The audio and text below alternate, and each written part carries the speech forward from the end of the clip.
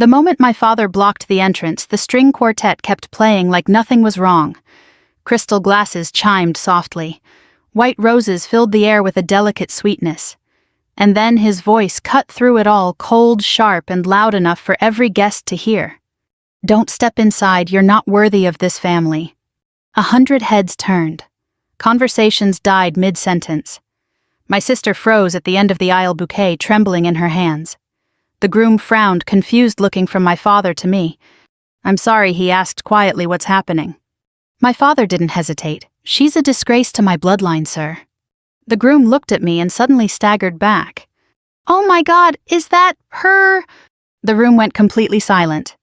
I hadn't seen my father in 8 years, but nothing about him had softened with time. He stood in front of the ballroom doors like a wall made of tailored charcoal wool and quiet authority, his silver hair perfectly combed cufflinks glinting under the chandelier lights. He didn't raise his voice again because he didn't need to. His disapproval alone carried the weight of a verdict. "You shouldn't have come," he said low enough that only I could hear. "You were not invited." The marble floor beneath my shoes reflected the overhead lights in soft gold circles. Guests in tuxedos and pastel dresses watched from a distance, pretending not to stare, but failing badly. Somewhere behind me, a waiter stopped mid-step, balancing a tray of champagne flutes, unsure whether to retreat or stay frozen like everyone else. "I came to watch Victoria get married," I answered calmly. My voice surprised even me. It sounded steady, almost detached, that's all. "You lost that privilege when you embarrassed this family," he replied. His eyes flicked briefly to my uniform, dark navy dress blues pressed so sharply they could cut paper. The ribbons on my chest caught the light. I saw his jaw tighten. My sister Victoria shifted near the aisle. Her ivory gown shimmered like frost under the chandeliers. She leaned toward one of her bridesmaids, whispering something that made the woman's lips curl. Victoria didn't even try to hide her smile. "She actually showed up," she murmured loud enough for the first rows to hear. I ignored her. My father stepped closer, lowering his voice further. "I told you years ago," he said, "there is no place for you here. You chose to walk away." "I chose to serve," I corrected gently. "You chose humiliation." The words didn't sting the way they once did. 8 years earlier, they would have cut deep. Now they felt like echoes, familiar, distant, almost predictable.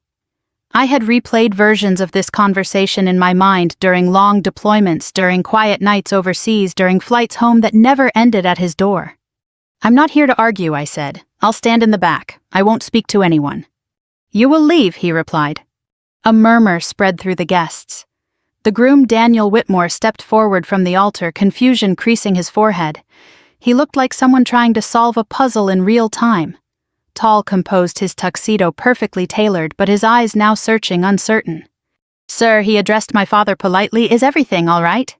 My father straightened, shifting instantly into his public persona, the confident businessman, the gracious host.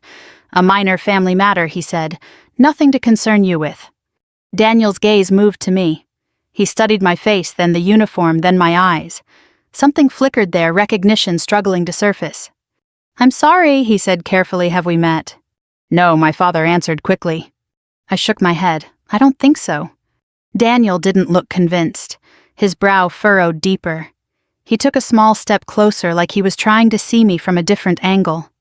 My father subtly shifted his body to block him, but it was too late. The moment had already begun to tilt.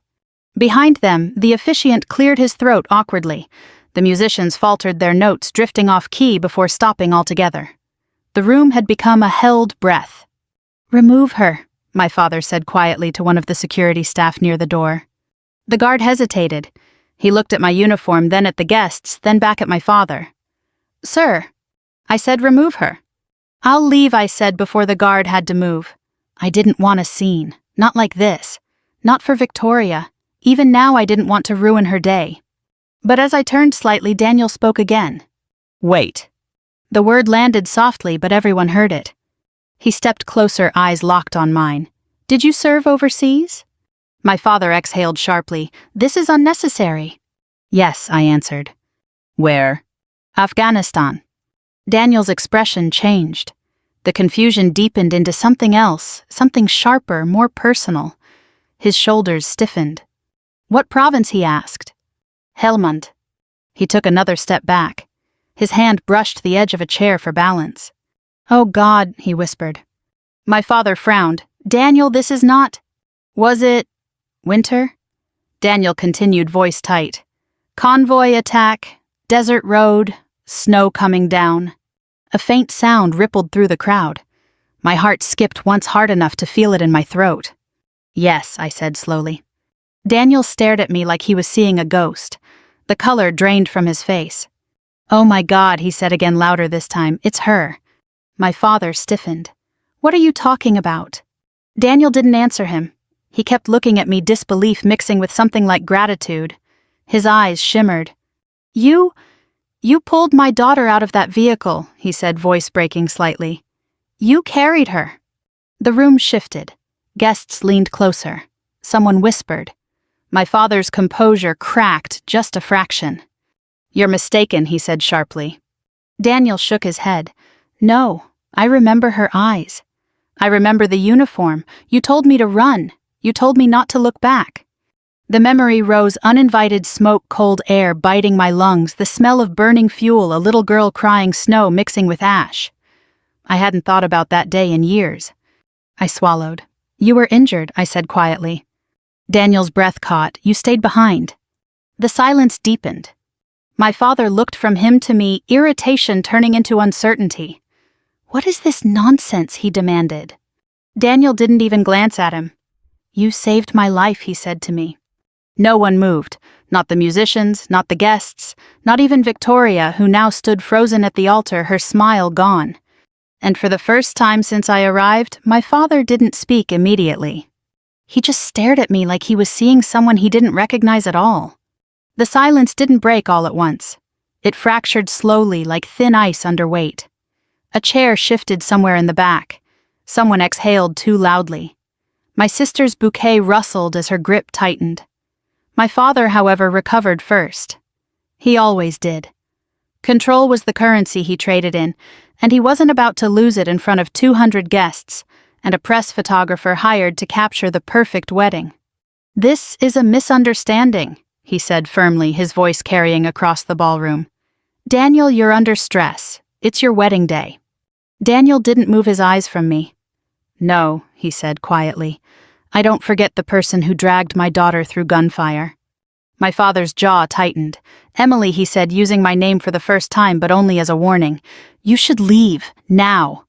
The sound of my name lingered in the air. Some guests whispered, repeating it. Others leaned closer, curiosity replacing discomfort. I felt the weight of their attention, but it didn't shake me. Years in uniform had taught me how to stand still under scrutiny. I was already leaving, I said calmly. I turned slightly toward the exit, but Daniel stepped forward again. Wait, please. My father's voice hardened. This is not appropriate. Daniel ignored him. Were you stationed near Lashkar Gah? He asked. Yes. He ran a hand over his mouth, trying to steady himself. I knew it. I knew I recognized you. Victoria finally spoke from the aisle, her tone sharp with irritation. Daniel, what are you doing? The ceremony. Just a moment, he said, still looking at me. My father's composure began to crack. This is enough. Security. No, Daniel said more firmly this time. Let her stay. The shift was subtle but unmistakable. The groom, the center of the day, had just countered my father publicly. A ripple moved through the guests like wind through tall grass. My father lowered his voice, but anger sharpened each word. You don't understand. She has no place here. Daniel finally turned to him. Sir, with respect, she saved my family. That has nothing to do with today. It has everything to do with respect. My father stiffened. He wasn't used to being challenged, especially not by someone he considered an equal. The chandelier lights glinted in his eyes as he measured his response. She abandoned her responsibilities to this family, he said. She chose a path that brought disgrace. The words felt distant, like hearing a story about someone else. I had heard variations of them for years. They no longer carried the same weight. Daniel looked back at me. You never contacted me afterward, he said softly. It wasn't necessary, I replied. You disappeared. That's what soldiers do. His expression shifted again, admiration mixed with something like guilt. You saved my daughter's life. She still talks about you. She calls you the woman in the snow. The image came back clearly now, a small hand gripping my sleeve, her breath shaking her face streaked with soot. I had wrapped her in my jacket while waiting for extraction. She was brave, I said quietly. Daniel swallowed hard. She asks if we'll ever find you again. My father exhaled sharply, frustration bleeding into his tone. Daniel, we're delaying the ceremony for something that happened years ago. This is hardly the time. Daniel didn't respond immediately. Instead, he studied my uniform again, noticing details he hadn't seen before: the ribbons, the insignia, the calm posture. His voice lowered. You were injured that day, he said. Minor. You were bleeding. I've been worse. He nodded slowly, absorbing it. You stayed behind even after we were evacuated. I hesitated. There were others. The room had grown impossibly quiet again. Guests leaned forward openly now. No one pretended not to listen. Victoria's impatience sharpened. Daniel, this is ridiculous. We're standing at the altar. He glanced at her briefly, then back at me. I'm sorry, he told her. This matters. My father stepped closer to me, his voice barely audible. You've done enough. Leave before you ruin this day. I met his eyes. I'm not the one making a scene. The truth of it landed harder than I expected. His expression flickered anger mixed with something like embarrassment. Daniel took another step toward us. Sir, did you know she was in the military? My father answered coldly. Unfortunately. And you still... She made her choice, he cut in. She walked away from this family. I spoke quietly. I didn't walk away. I was told not to come back. The words hung there heavier than I intended. My father's gaze hardened. You're twisting the past. I remember it clearly.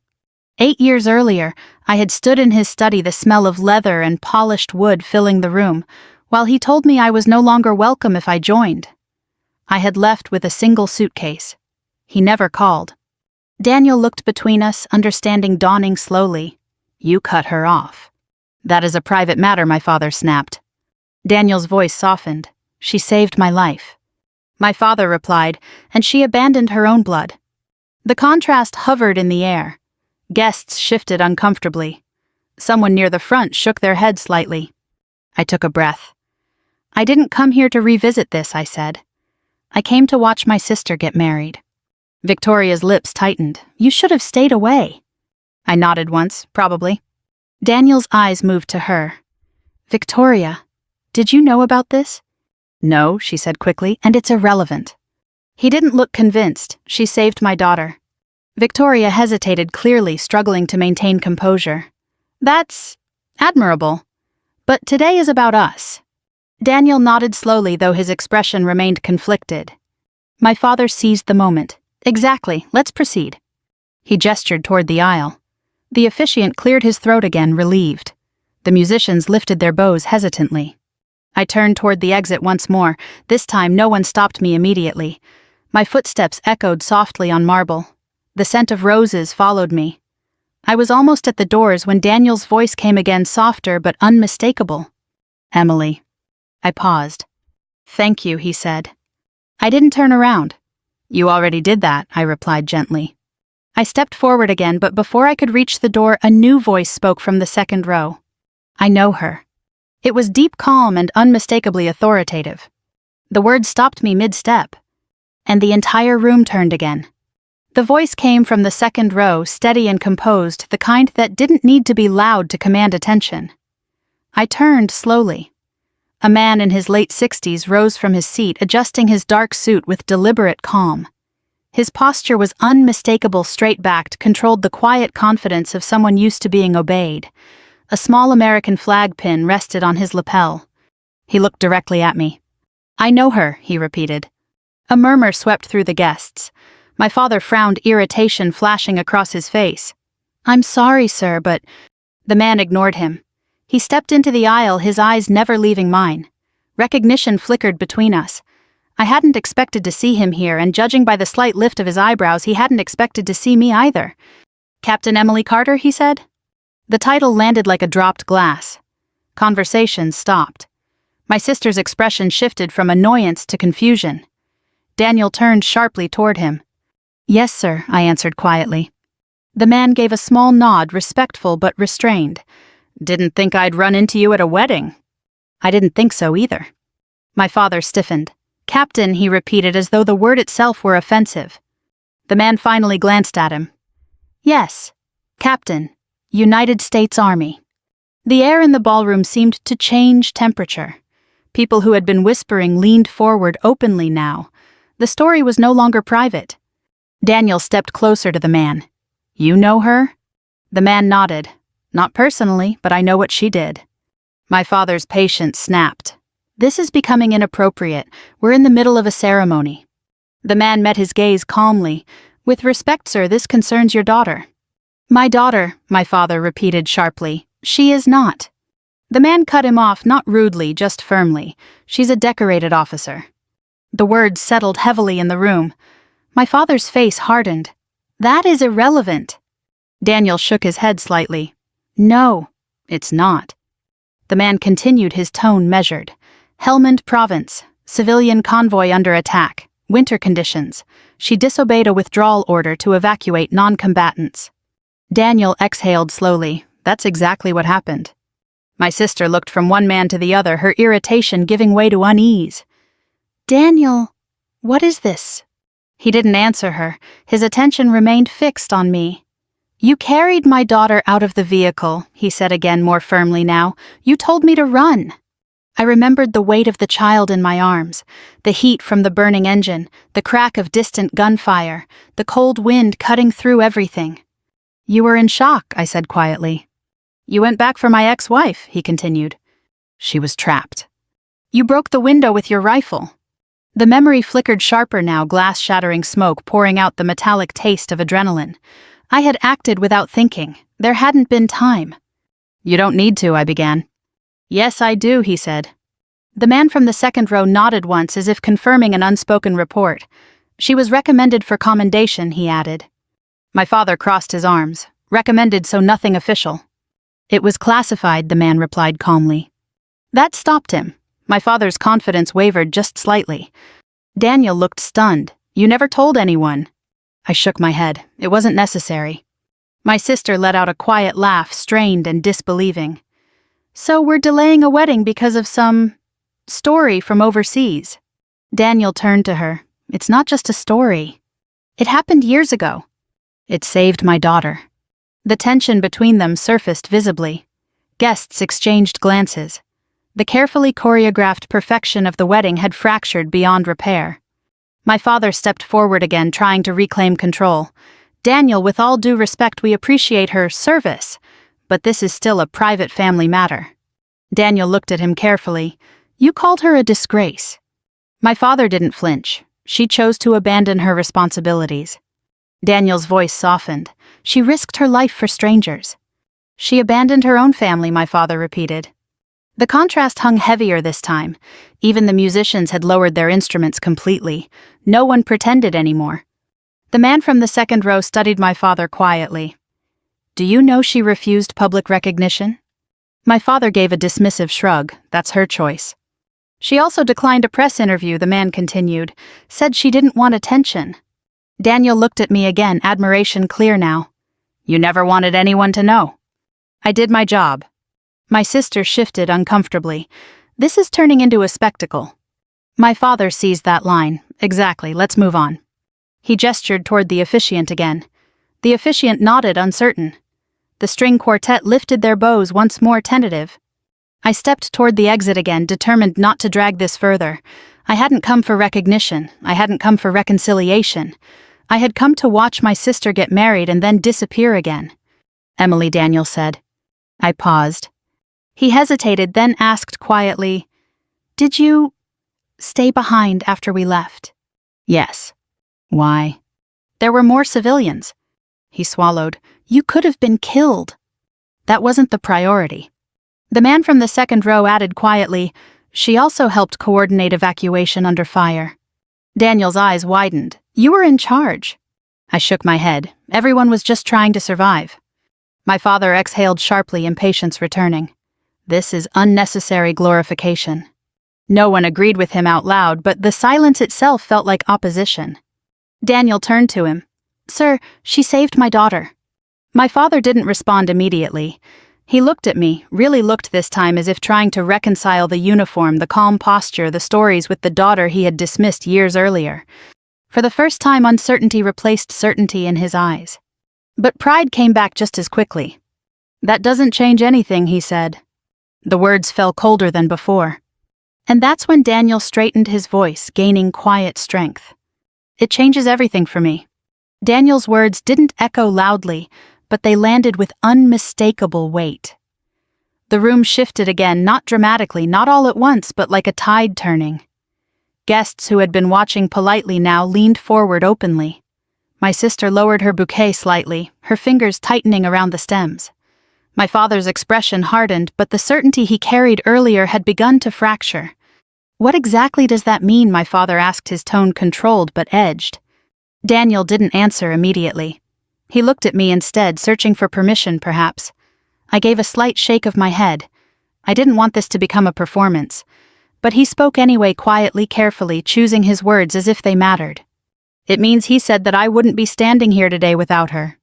The sentence fell gently, but it rippled through the room. Someone near the back whispered. A chair creaked. Even the photographer lowered his camera, sensing that whatever was happening mattered more than staged smiles.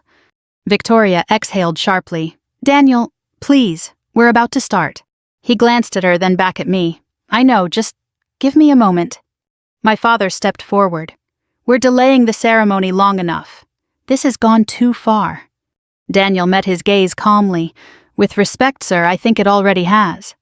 The man from the second row, still standing, remained silent, now observing.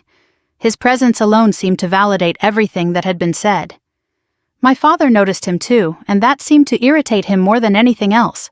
You're turning a private family disagreement into a spectacle, my father said. Daniel replied quietly, You turned it into one when you stopped her at the door. The truth of that hung in the air. My father didn't respond. He simply looked at me again, this time longer, studying details he might never have noticed before. The posture, the composure, the quiet stillness that came from years of discipline. Victoria's voice broke in again, strained. Daniel, we're standing in front of everyone. He softened slightly. I know, I'm sorry. But he didn't step back. Instead, he turned toward the guests briefly, then back to me. My daughter still has the jacket you gave her, he said. The memory surfaced instantly, the oversized field jacket swallowing her small frame. She had clung to it even after the helicopter landed. She was freezing, I said. She still sleeps with it sometimes, he continued. A faint murmur passed through the crowd, softer this time, more human than curious. The story had stopped being dramatic and started becoming personal.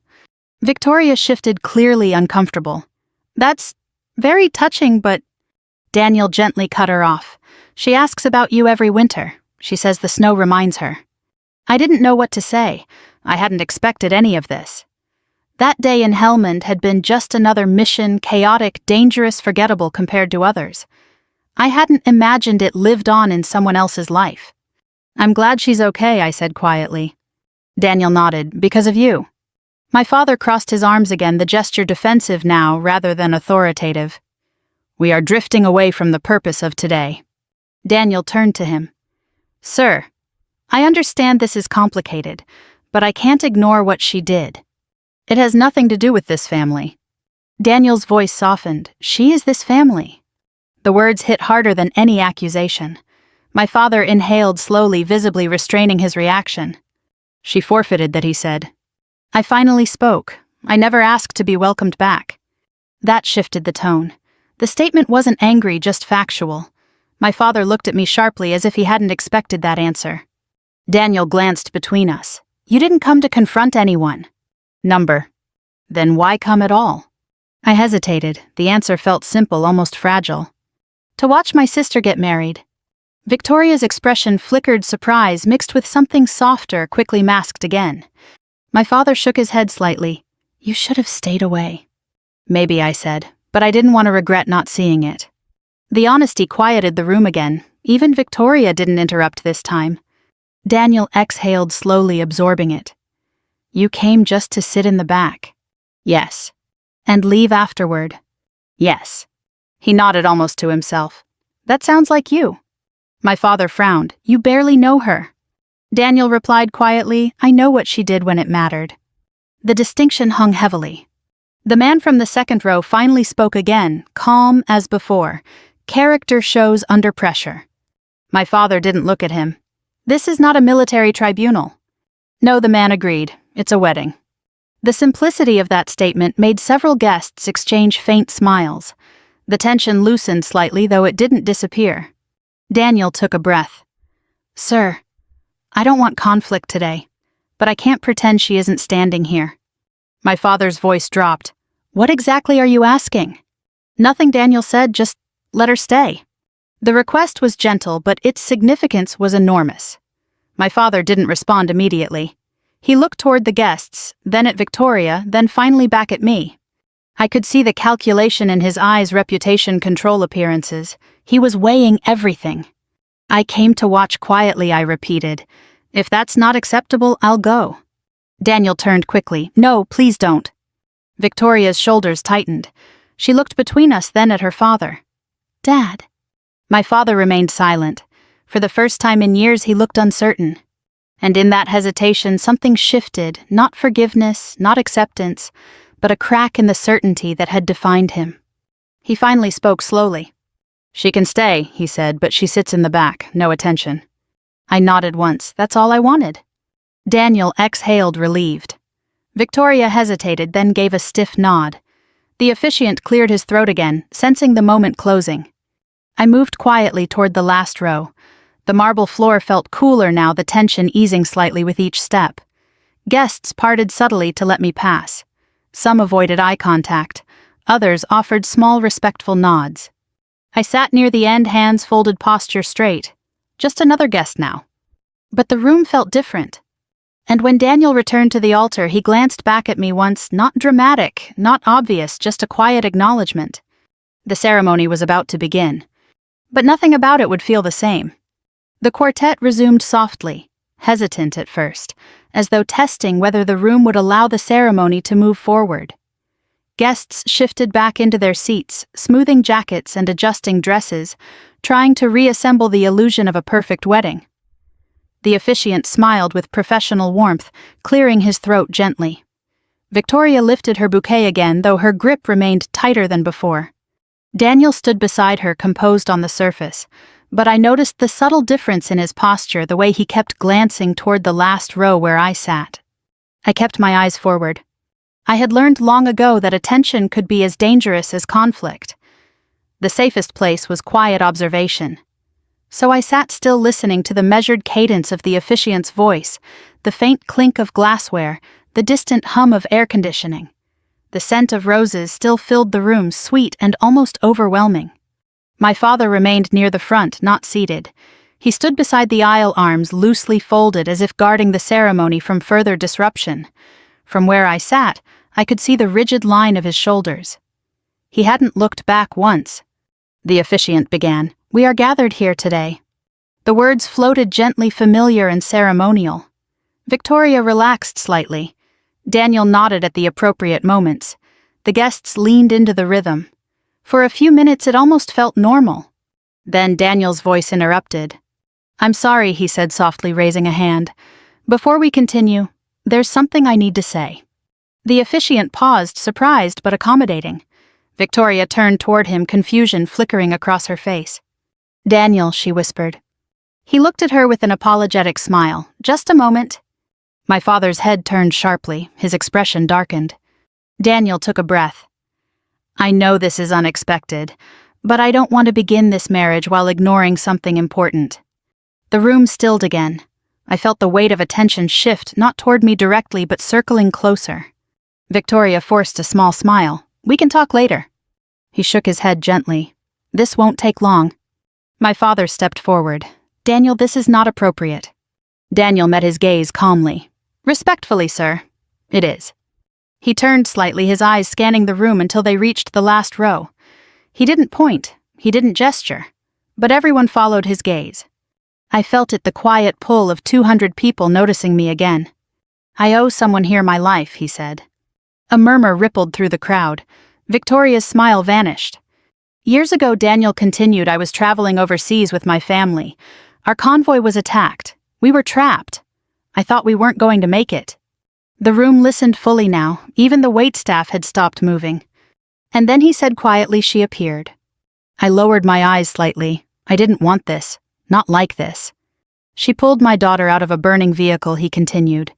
She went back for my ex-wife. She refused to leave until everyone was safe. Victoria whispered, strained, Daniel. He reached for her hand briefly. I'm not trying to embarrass anyone. I can't pretend this didn't happen. My father's voice cut in. We acknowledged that already. Daniel shook his head. No, we acknowledged it privately. But I want to acknowledge it publicly. The distinction landed heavily. Guests shifted, clearly sensing the shift in tone. She never asked for recognition, he said. She never contacted us. She disappeared. But my daughter remembers her every day. The memory of that small hand gripping my sleeve returned again. I inhaled slowly, keeping my expression neutral. My daughter calls her the woman who came back, Daniel added. Victoria looked toward me now, not hostile, not warm, just uncertain. The certainty she carried earlier had faded. My father stepped closer to Daniel, lowering his voice, but not enough. This is turning into a tribute. Daniel replied softly, it's turning into honesty. Silence followed. The quartet remained still. The officiant clasped his hands, waiting. Daniel continued, quieter now. I don't know what family disagreements exist. I don't know what history there is. But I do know that when it mattered most, she didn't walk away.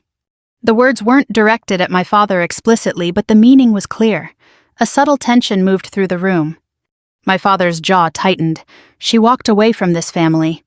I spoke gently from the back row. I didn't walk away. Every head turned again. I left when I was told I wasn't welcome, I added. My voice wasn't loud, but the acoustics carried it. The honesty settled deeper than any accusation. Victoria's expression flickered. My father remained still, though the muscles in his face tightened. Daniel nodded slowly. Either way, I think she deserves to witness this day. My father didn't respond immediately. He looked down briefly, then back toward the aisle. His silence felt heavier than argument. The officiant cleared his throat carefully. Shall we continue? Daniel glanced at Victoria. She hesitated, then nodded once. Yes. The ceremony resumed. But something had changed. The words about love, commitment, and family carried new weight. When Daniel repeated his vows, his voice was steady, but he glanced once more toward the back. Victoria followed his gaze briefly, then looked away. My father finally sat down slowly, deliberately in the front row. The gesture seemed small, but it signaled something larger. He was no longer standing guard. He was simply part of the audience. The ceremony moved toward its conclusion. Rings exchanged. Soft applause. The officiant smiled warmly. By the power vested in me. He finished the declaration. Guests applauded louder, now relieved. The tension loosened. Victoria and Daniel kissed briefly, the moment tasteful and measured. As the applause faded, Daniel leaned toward the microphone again. One more thing, he said. A faint ripple of laughter moved through the crowd, nervous but lighter. I just want to say, some people change your life for a moment and never ask for anything in return. If you're lucky enough to recognize them, you should say thank you.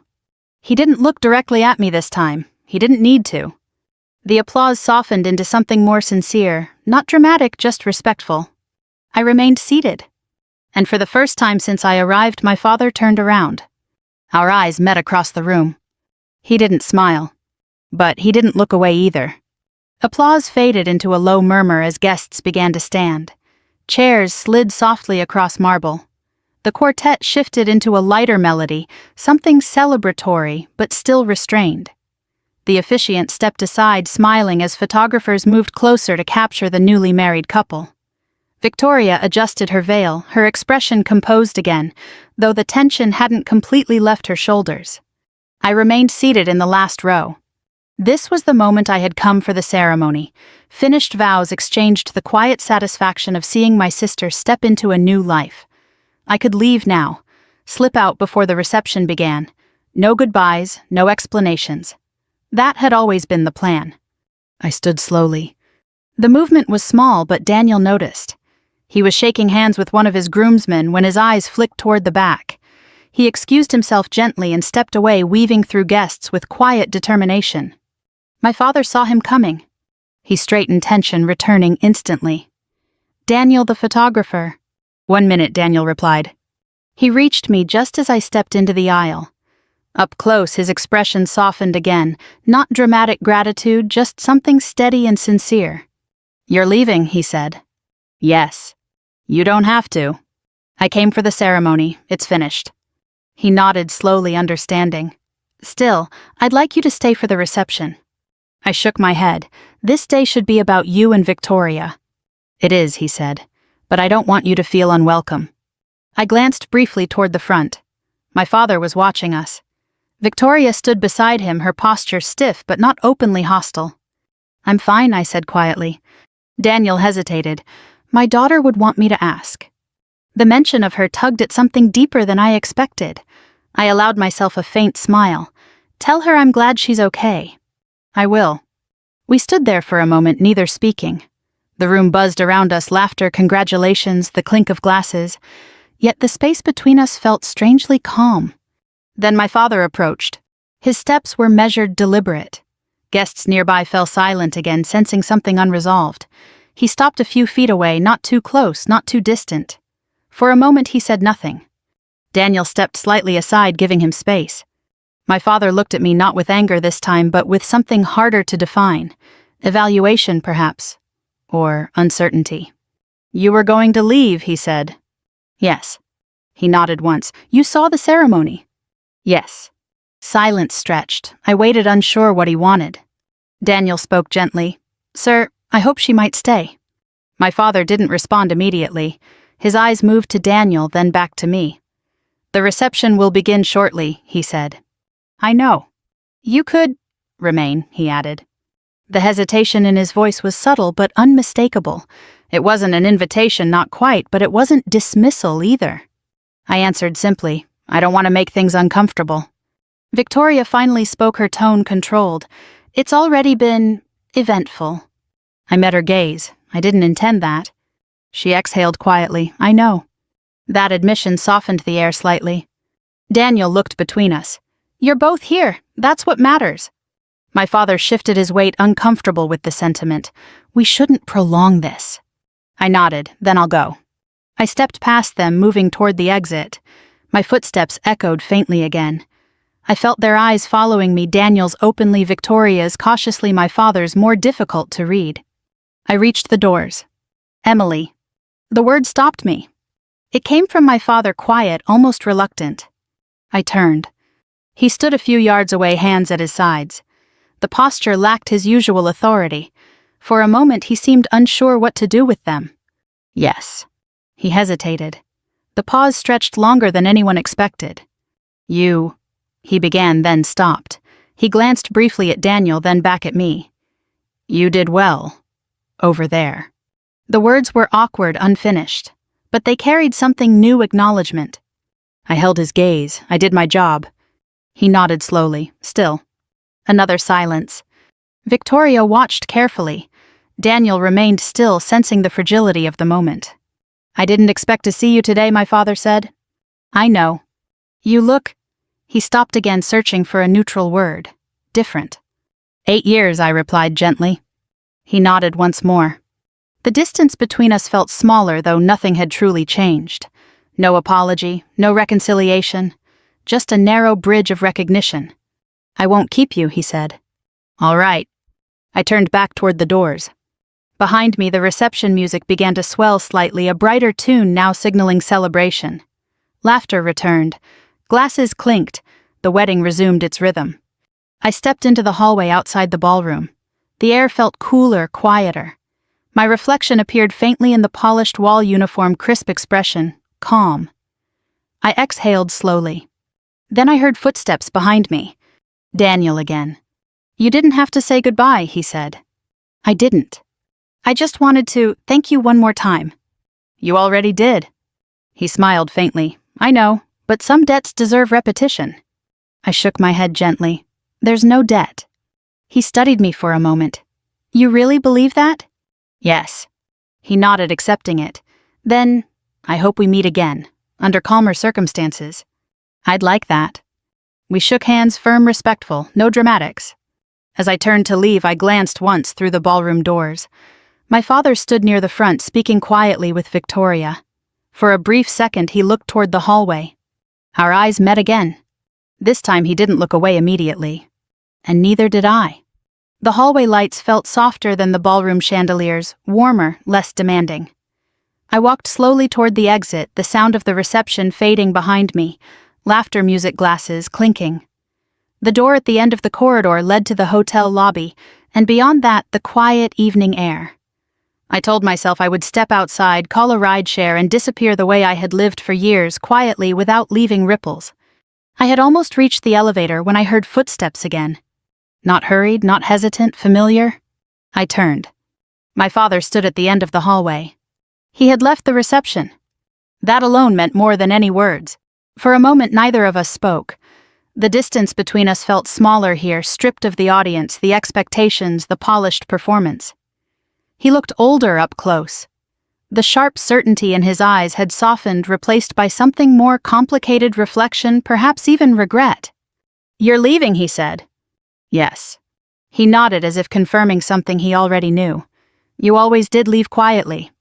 "I considered that. You preferred it that way." He didn't deny it. The silence stretched. The distant music drifted faintly through the doors behind him. He clasped his hands loosely, a gesture I'd never seen before. My father was never uncertain. He was decisive, controlled. But now he seemed to be searching for the right words and finding none. "I watched you walk in," he said finally. "I almost didn't recognize you." "Time does that." "No," he replied softly. "It wasn't just time." He looked at the ribbons on my uniform, then back at my face. "You carry yourself differently." 8 years changes people." "Yes," he said, "it does." Another pause. I waited. He took a slow breath. "When you told me you were enlisting," he said, "I thought you were throwing everything away." "I remember. I believed success meant stability, reputation, predictability." He glanced toward the ballroom doors. Things I could control. I listened quietly. "I thought the military was chaos, risk, loss." He swallowed slightly. "I thought I'd lose you." "You did." The words came out gently, not accusing, just truth. He nodded, yes. For a long moment, neither of us moved. I told myself I was protecting the family, he continued.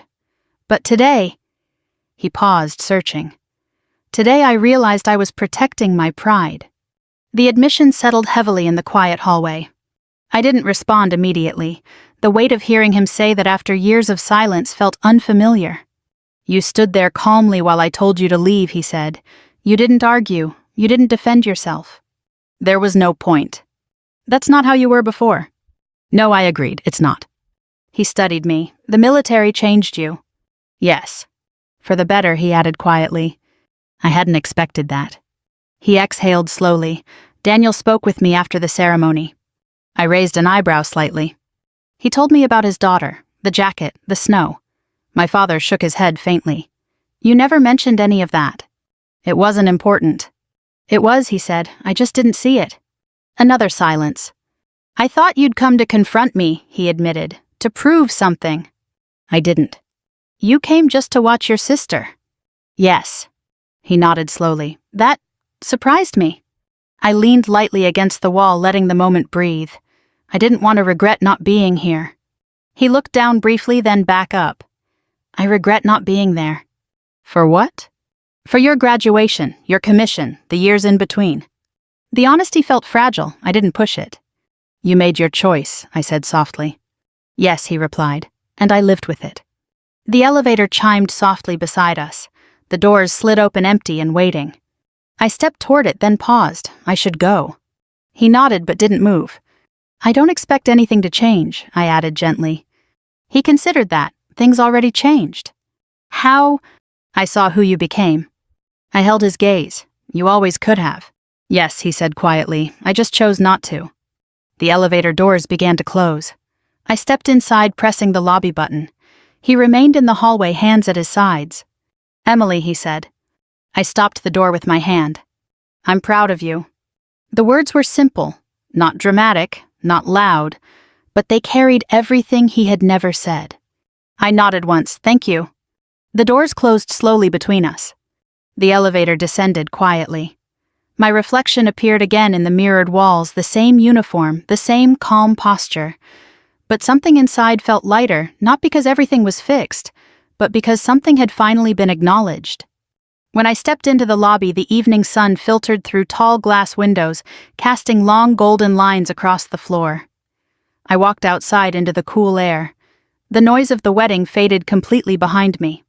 I didn't look back, but I knew he was still standing there. And maybe that was enough. If this story meant something to you, if you've ever walked away from someone you loved, or waited years for a single word that never came, I'd like to hear from you. Tell me where you're watching from, and whether you think pride is ever worth the distance it creates. Stories like this remind me that time doesn't always heal everything, but sometimes it opens a door we thought was closed forever. We share stories like this every day, quiet moments, difficult choices, and the fragile bridges between people. If you'd like to keep walking this path with me, consider subscribing so you don't miss the next journey. And if this story stayed with you, share it with someone who might need it tonight. Sometimes the smallest reconciliation begins with someone simply listening.